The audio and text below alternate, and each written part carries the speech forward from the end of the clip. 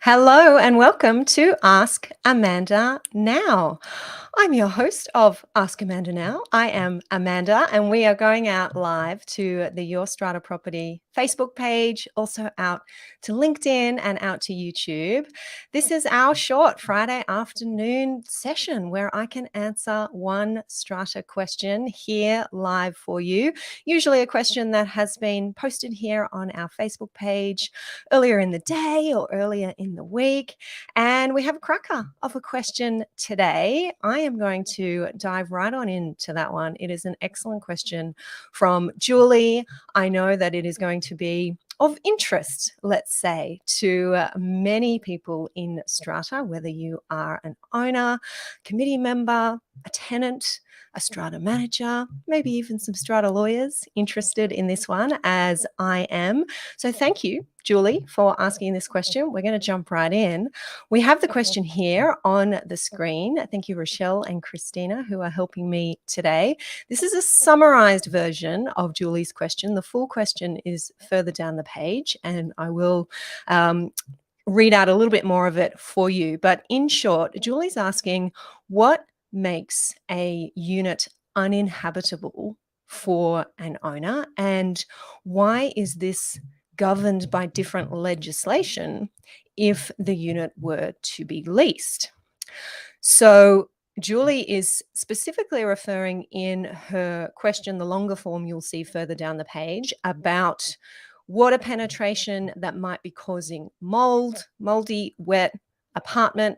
Julie's saying that owners, by which she means owner occupiers, often live with a problem like that. But if a property is leased, then a tenant would say it's uninhabitable and would break the lease and move out.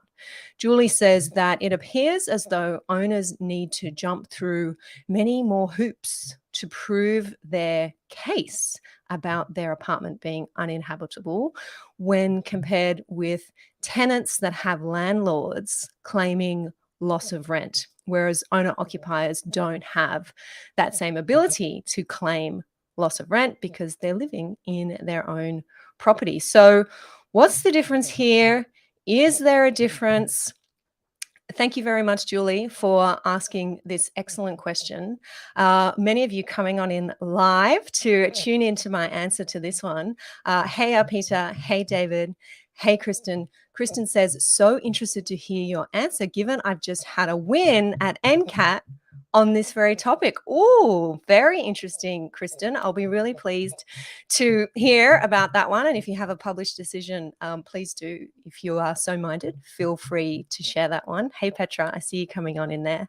All right, so I'm going to step us through this one. There's a few layers here, and ultimately I will be answering, in my view, Julie's question. But I'm going to start with our Strata Schemes Management Act and our owners corporation's duty under Section 106 to properly repair and maintain the common property. So here on the screen, I have Section 106 of our Strata Schemes Management Act. Many of you, clever cookies who have been following along here for quite some time, will be very familiar with this section. This is where it says that an owners corporation must properly maintain and keep in a state of good and serviceable repair the common property and any personal property vested in the owners corporation.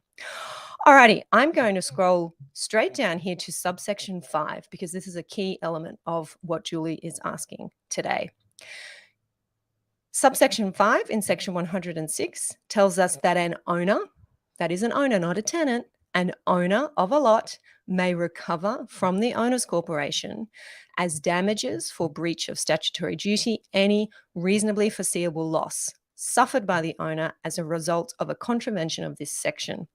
So put in normal person speak and not lawyer speak, if an owners corporation does not properly repair and maintain its common property and an owner suffers some kind of loss, whether that is loss of rent because they can't rent the property, or maybe they have to replace their carpet because the carpet is soaking wet from water penetration, that is a loss that the owner has suffered, then they can claim that loss from the owner's corporation. And as long as that loss was reasonably foreseeable, the owner's corporation should have known that this is the kind of loss that an owner would suffer if they didn't properly maintain and repair the common property.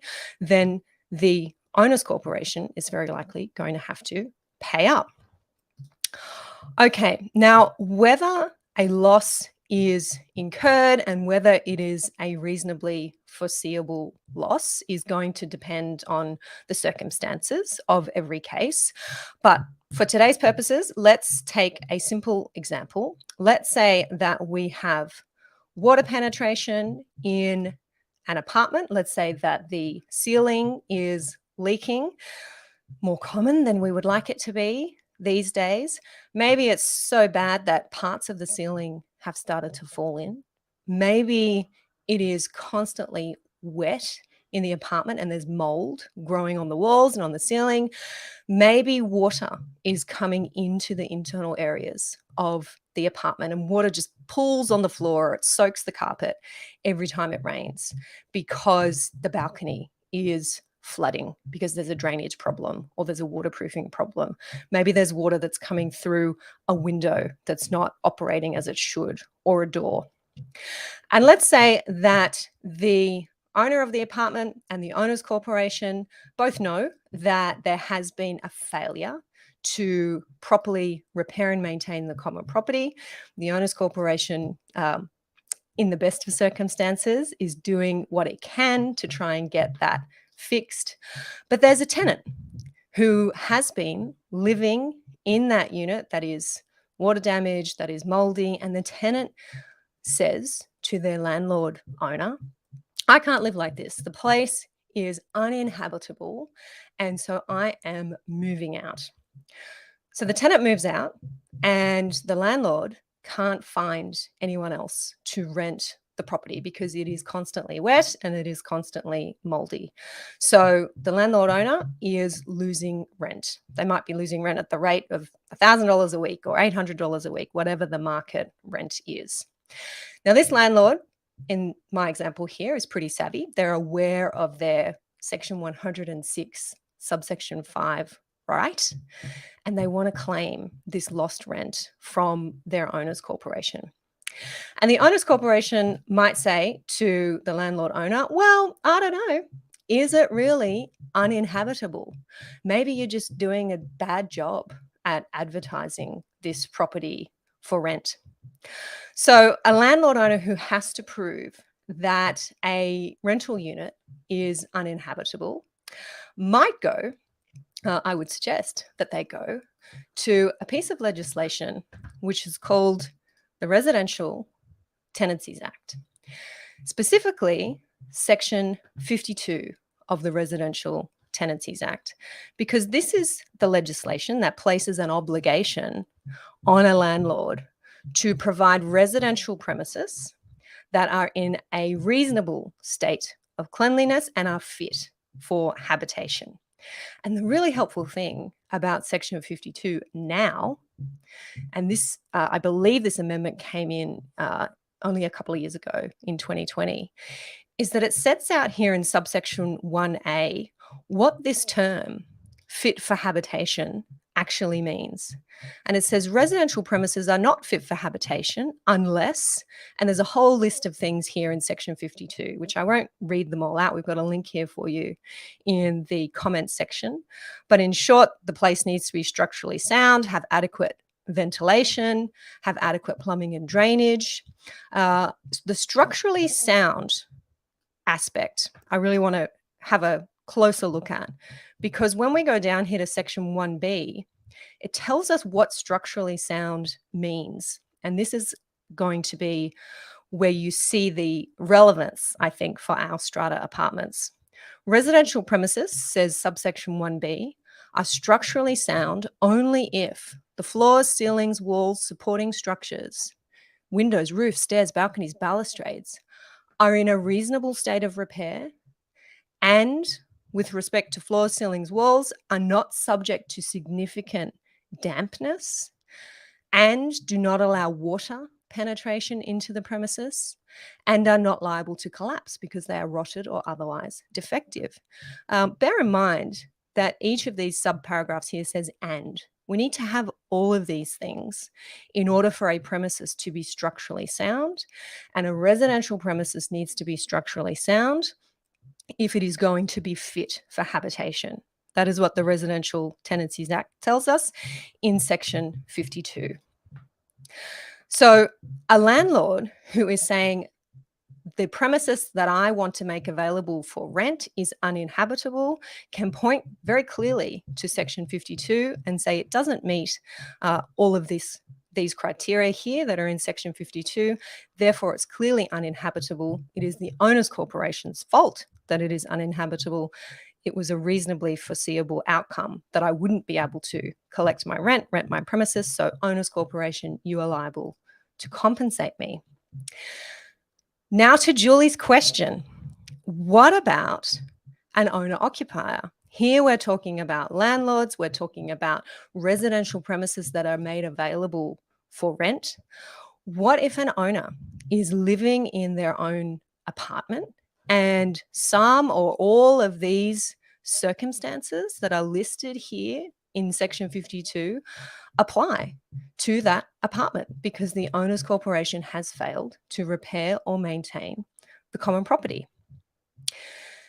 Now, in my view, if some or all of these circumstances apply in an owner-occupied apartment, even if it's not being offered for rental, then an owner has an excellent argument that the lot is uninhabitable, and therefore they can claim from the owner's corporation the cost that they incur having to stay somewhere else, what we might call their temporary accommodation costs. That might be another short-term rental that they've had to get, or a long-term rental if the rectification work is going to take a while. It might be a serviced apartment on a short-term basis. It might be an Airbnb. Generally, owner-occupiers are going to be looking to move out to a place that is similar, comparable to the one that they own, that they have been living in. And I can tell you that there are tribunal cases in the strata context where it has been found that a lot is uninhabitable. Both tenanted and owner-occupied lots are uninhabitable because one or more of these circumstances that are listed in Section 52 of the Residential Tenancies Act apply. So there is water penetration, there is dampness, there is a lack of adequate ventilation, and there is mold. These are all circumstances that add up to a lot being uninhabitable, whether it is tenanted or whether it is owner-occupied. And of course, the most common situations that we see now are situations where there is water penetration and where there is mold. So in short, owner-occupied lots should not, in my view, be treated any differently to tenanted lots.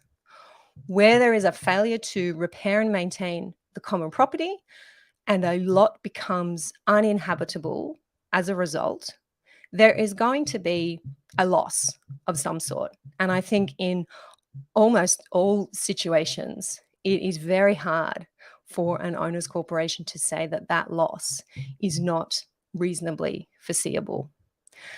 Whether an occupant is a tenant and moves out because the lot is uninhabitable, the owner is losing rental income, that's a reasonably foreseeable loss, or the occupant is the owner-occupier who has to fork out for alternate accommodation. Both of those outcomes are reasonably foreseeable. And as long as an owner can prove their loss and connect it to a failure to repair and maintain the common property, then in my view, an owner's corporation is very likely going to have to pay up. So to Julie's question, why do we seem to see more claims for lost rent, for losses, for damages from landlord owners than we do from owner occupiers? And I think it is just simply a matter that it is harder to get owners to leave their homes in situations where they may be suffering from water penetration, from mold. For tenants, it can be easy to draw a line in the sand and simply say it's time to move on. It's time to move to another rental property. I'm going to break the lease. this place is no good for us. We're going to pack up, we're going to move, and we don't have to ever worry about coming back. We sign a new lease in a new premises. It's different for owner occupiers. This is their home. It is their long-term home. They've invested a lot of money in the place. It's a big ask to pack up and go and move somewhere just temporarily while a fix is happening. And sometimes with these types of rectification work, when we're dealing with water penetration, who knows how long that fix is going to take. So people don't want to be out of their home, their primary residence, for an uncertain period of time. So I certainly have clients who I know don't want to move out in these circumstances, but their property can get so bad that for their own health and safety, they really do need to go, and they do have that opportunity to claim their temporary accommodation costs from their owner's corporation. But an owner's corporation saying to an owner occupier, we are not responsible. We're not responsible for your temporary accommodation costs just because you're an owner occupier and you're not a landlord suffering loss of rent. That position, in short, in my view, is misguided. And I sense from what Julie has posted on the page, and there was a bit of back and forth with some others who are here on the page today, that is something that some owners corporations may be saying, and it may be confusing to owners to hear that when they believe that they're entitled to have their losses covered. Alrighty.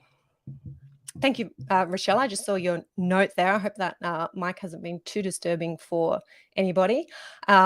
Wonderful to see so many of you tuning in to receive my view, just my view, not my legal advice, just my view on this topic today. Joanne is saying, I find it unjust when you have to pay full levies when a large part of your lot is uninhabitable. Yep, it's a common situation, Joanne, or a common, what's the word, bugbear for owners who are paying levies when they feel that they are having to deal with common property that is not in a fit state. But the bottom line is, you always got to keep paying your levies. Keep paying your levies. You have other avenues to have those issues addressed, and to stop paying your levies in that kind of situation is always very dangerous. I think you do. I think you understand that. Okay, a few more questions coming on in. This is an Ask Amanda Now session. I usually run these for about 10 to 15 minutes. As you can see, I got excited about this particular topic. It is one that I am quite interested in. It comes up in my legal practice often, and I have had a close look at some of the relevant cases, and I did spend some time this afternoon putting together what I hope was a clear, understandable summary there for you of the position, because I'd love to be able to direct owners, residents, strata managers, committee members who have this question to this video, to be able to gain an understanding of where, at least I believe, the legal framework sits, and the expectation that we might have as owners corporations, when it comes to these kinds of claims. So if this is something that comes up in your community, if you're a strata manager where you are trying to explain to your committees what their legal obligations to deal with these kinds of claims might be,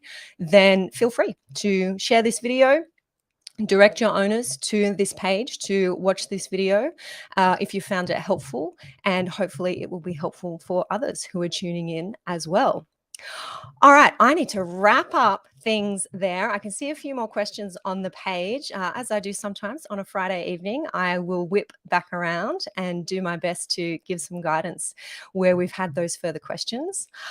I would like to thank you all for being here this afternoon. Next week will be our last live before Christmas. I think I will be able to set it aside as a Friday live session, which is a little bit longer than our Ask Amanda Now sessions. Maybe a little celebration, maybe bring along something nice that you like to drink on a Friday afternoon to celebrate the end of another huge year in Strata. I have enjoyed spending most weeks here with you live, and I hope you enjoy your weekend in Strata. I'll catch you all here next time.